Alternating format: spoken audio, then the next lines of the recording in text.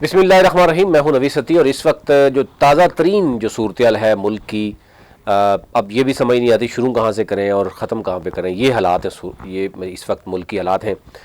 पंजाब में परवेज़ इलाही साहब ने फिर कहा जा रहा है और बताया जा रहा है कि जनाब इमरान ख़ान को सरप्राइज़ दे दिया। इमरान ख़ान और चंद जो तहरीक इंसाफ के सीनियर लीडरशिप वो समझती है कि उससे पहले ही यानी एतमाद का वोट लिया जाए और 11 जनवरी के बाद ताकि फ़ौरन जो है वो असम्बली तोड़ दी जाए। लेकिन परवेज़ इलाही साहब अभी तक ये कायल करने की कोशिश कर रहे हैं कि अभी हम एतमाद का वोट ना लें और अदालत में जब जाएंगे तो अदालत ज़रा गवर्नर का तो यही कहेगी, गवर्नर ने आपको एतमाद का वोट लेने के लिए कहा, दोबारा से ये सिलसिला शुरू होगा। लेकिन अभी कोई हतमी फ़ैसला नहीं हो सका। अब बात हो रही है कि परवेज़ इलाही साहब नहीं चाहते और इवन जो वज़रा बन गए हैं वो भी नहीं चाहते।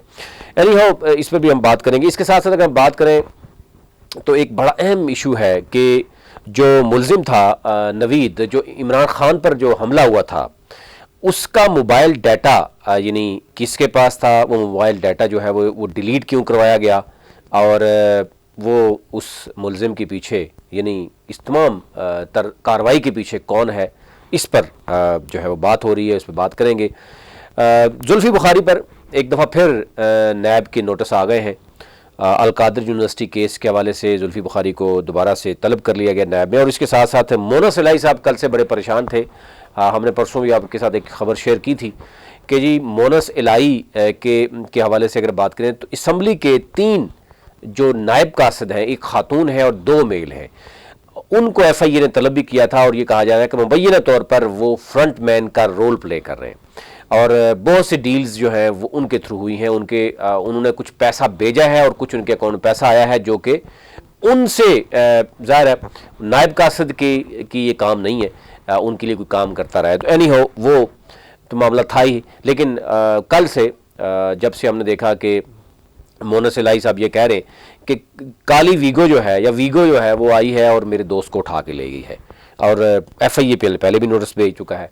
ये सूरत हाल तो अब चल रही है। लेकिन इसके साथ साथ इंतहाई जो अफसोसनाक सूरत हाल है वो ये है कि महंगाई, यानी जो इस वक्त सर्दी का तो मौसम है ही है, लोड शेडिंग गैस की तो ऑलरेडी है, बिजली की ऑलरेडी लोड शेडिंग है, दहशतगर्दी फिर से सर उठा रही है। इसके साथ साथ महंगाई जो है इस कदर बुरे हालात हैं। बलूचिस्तान में एक वीडियो आपने देखी होगी, सर्कुल अब बहुत ज़्यादा वीडियो वो सोशल मीडिया पे भी फैल रही है कि उसमें ऐसे लग रहा है कि क़यामत खेज़ मनाज़र पेश किए जा रहे हैं कि जो बलूचिस्तान में आटे का बहरान है। एक आटे के लिए ट्रक जाता है और उसके लिए हज़ारों की तादाद में लोग जाते हैं, भगदड़ मचती है, ज़ख्मी होते हैं। आज सिर्फ इस्लामाबाद रावलपिंडी की बात करें तो वहाँ पर जो मुर्गी है यानी जो शेवर है वो 600 तक जो है वो गोश्त पहुँच चुका है। हम कोई मटन की बात नहीं कर रहे, हम कोई और किसी की बात नहीं कर रहे, ये यानी शेवर की मुर्गी है, उसका जो मामला है वो वहाँ तक पहुँच चुका है।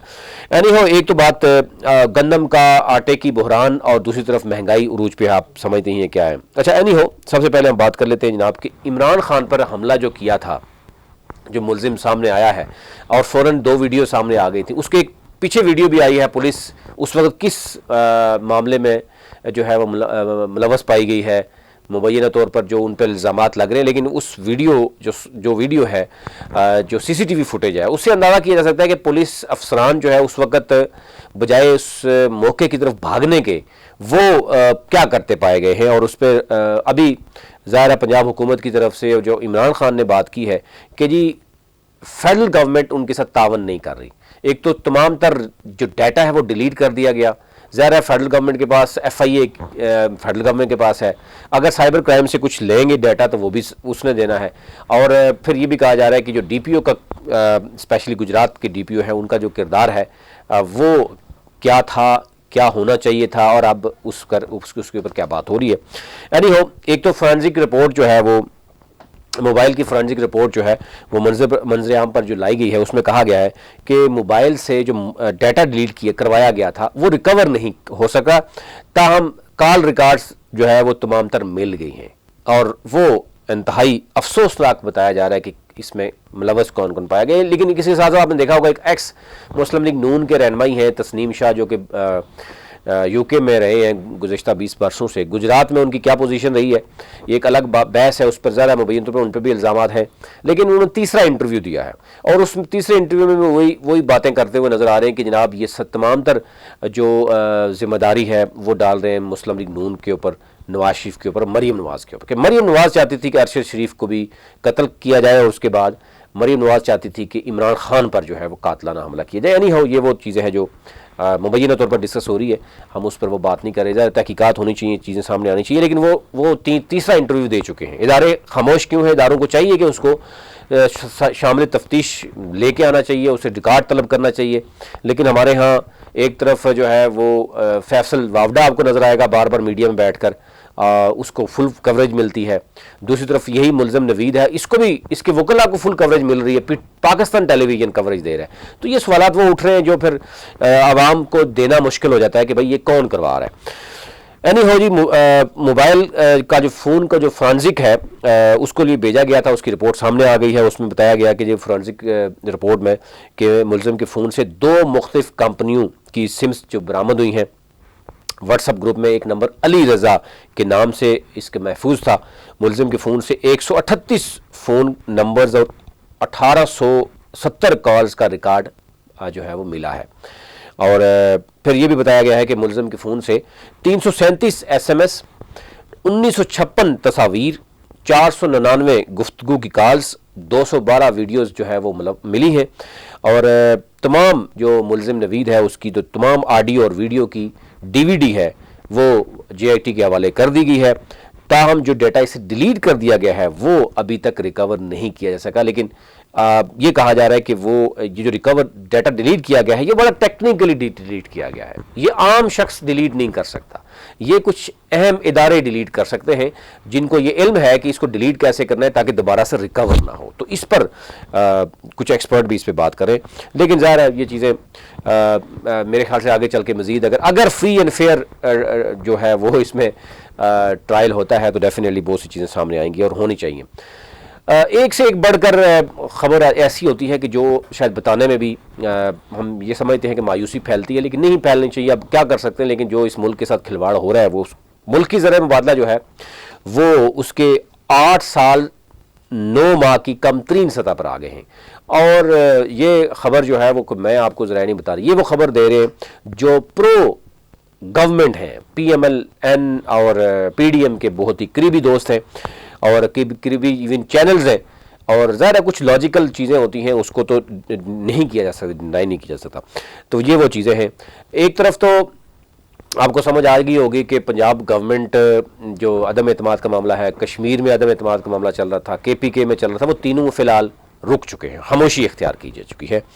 फिर क्योंकि ज़रदारी साहब मायूस होकर लाहौर चले गए थे लाहौर से, फिर उन्होंने जाके स्पीकर और डिप्टी स्पीकर का जो उन्होंने अदम एतमाद के लिए जमा कराए थे वो भी वापस तहरीक ले ली थी। तो अब परवेज़ इलाही साहब, अब बताया जा रहा है कि क्योंकि ज़रदारी साहब वैसे नहीं गए, किसी न किसी तरीके से परवेज़ इलाही साहब ने अपने दोस्तों को, क्योंकि ज़ाहिर है परवेज़ इलाही साहब चाहते हैं कि वोट PTI का हो और सपोर्ट उनको इस्टैब्लिशमेंट की हो। तो इस्टैब्लिशमेंट को जो ज़राए बता रहे हैं कि इस्टैब्लिशमेंट को उन्होंने कहा जी मैं कोशिश करूँगा ज़रदारी साहब को आप करें। तो ज़रदारी साहब ज़रा उन्होंने वापस ले ली और खामोशी से चले गए। तो उसके बाद अब मामला जो है ना वो परवेज़ इलाही की कोर्ट में है। तो वो कोशिश कायल करने की कोशिश कर रहे हैं इमरान खान को और दीगर लीडरशिप को कि भाई जी अगर तो आपने दोनों असम्बलियाँ भी तोड़ दी और इलेक्शन भी ना हुए और केयर टेकर सेटअप भी आपकी मर्ज़ी का ना आया और कोई और आ गए, उनके यानी उनके मिलते जुलते लोग आ गए, तो फिर आपके साथ जो होगा वो बुरा होगा। डराने की कोशिश कर रहे हैं ताकि थोड़ा लंबी इनिंग्स वो खेल सके। ज़रा बहुत से वज़रा ऐसे हैं जिनको पहली और आखिरी इनिंग्स ही खेलनी है। परवेज़ इलाही साहब इस वक्त इस उम्र में कोशिश कर रहे हैं कि लंबी से लंबी इनिंग्स खेलें, लेकिन जितनी लंबी खेलेंगे उतने ही FIA NAB के नोटिस उनको मिलते रहेंगे, उनकी तहकीकात होती रहेंगी, पुराने रिकॉर्ड्स निकलते रहेंगे, पुरानी उनकी चीज़ें नहीं। कोई कहेगा 2 शादियाँ, कोई कहेगा 3 शादियाँ, कोई वैसे ही कोई निकल के आ जाएगा। ये चीज़ें तो आपको पता है ना, हमारे यहाँ ऑडियो वीडियो से निकलती हैं। यानी जुल्फ़ी बुखारी साहब, उनके पर बात कर लेते हैं कि उनको एक तीसरा नोटिस भी मिल गया है और उसमें कहा गया है 9 जनवरी को उन्होंने पेश होना है, रावलपिंडी ब्यूरो में पेश होना है। और उसमें जो रावलपिंडी NAB है उसने कहा कि जुल्फ़ी बुखारी को 29 नवंबर, फिर 15 दिसंबर और फिर अब 9 जनवरी को तलब किया गया और अल कादर यूनिवर्सिटी प्रोजेक्ट के हवाले से इंक्वायरी में उन्होंने पेश होना है और वो अभी तक पेश नहीं हुए। तीसरा नोटिस उनको मिल चुका है और उन्होंने कहा जी अल कादर यूनिवर्सिटी ट्रस्ट को 458 कनाल ज़मीन जो मंथली की इंक्वायरी है वो जारी है, उसमें बड़े लेवल पर जो है वो कोई एमेजलमेंट हुई है। लेट्स सी उसमें क्या हुआ है। बताया जा रहा है कि अगर पैसा जब ज़मीन तो आपने ख़रीदी है, वो मनी ट्रेल किधर है, वो पैसा कहाँ से आया, वो उसका टैक्स कहाँ जमा कराया गया, ये तो वो चीज़ें हैं जो तो ओपन है, लेकिन बाकी बहुत सी चीज़ें ऐसी हैं जो शायद बताया नहीं जा रहा कि क्या है।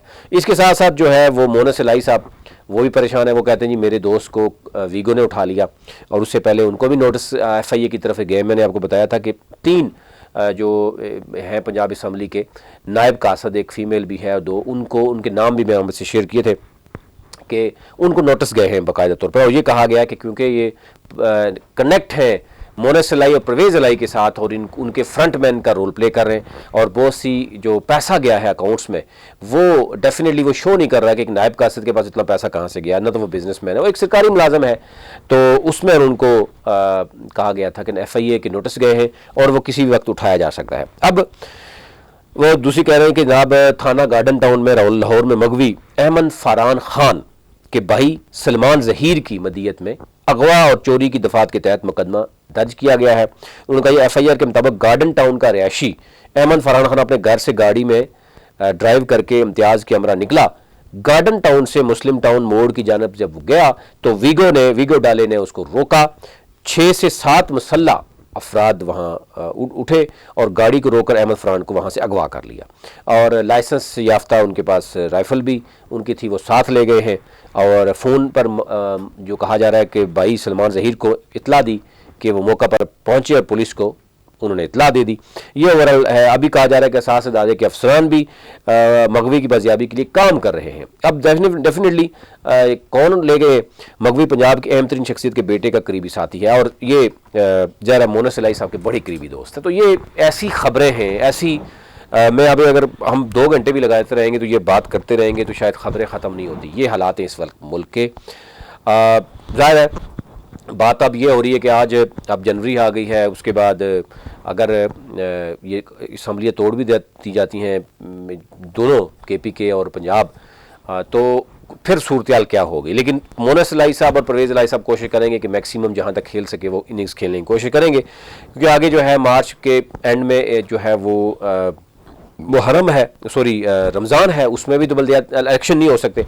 तो डेफिनेटली ये मामला जो है वो अगर इसको ये समझते हैं कि बिल्कुल जिस तरह बिलावल भुट्टो ने कल एक बयान दिया कि हम चाहते हैं कि इलेक्शन वक्त पर हों, ना हम पहले कराने के हक़ में है ना हम डिले कराने के हक़ में है। एक अच्छी बात है, उन्होंने एक सियासी अपनी जो है वो बयान तो दिया, लेकिन अगर उसी को हम समझते हैं कि अगर ये फैसला हो चुका है कि हम जनाब वक्त पर करवाएंगे तो 12 अगस्त तक जो है वो इस एक उसकी है आइनी तौर पर जो है यानी असम्बली की जो है वो डेट है। उसके बाद अगर वक्त पर होते हैं डेफिनेटली 60 दिनों के अंदर, और अगर वक्त से पहले होते हैं तो 90 दिन के अंदर इलेक्शन होते हैं। तो ये मामला फिर अक्टूबर में ही जाएगा, नवंबर में भी जा सकता है। और ये भी कहा जा रहा है कि PDM कोशिश करेगी कि जैसे सर्दियाँ होती हैं तो कोशिश करेगी कि इसको मज़ीद लिंगर ऑन करके वो नेक्स्ट 2024 में वो मार्च अप्रैल में ले जाए। लेकिन हुकूमत अपोजिशन की कोशिश होगी, अपोजिशन तो नहीं है, PTI की भी 4 सूबों में हुकूमत है, PTI की कोशिश होगी कि हम असम्बली अगर हम तहलील करते हैं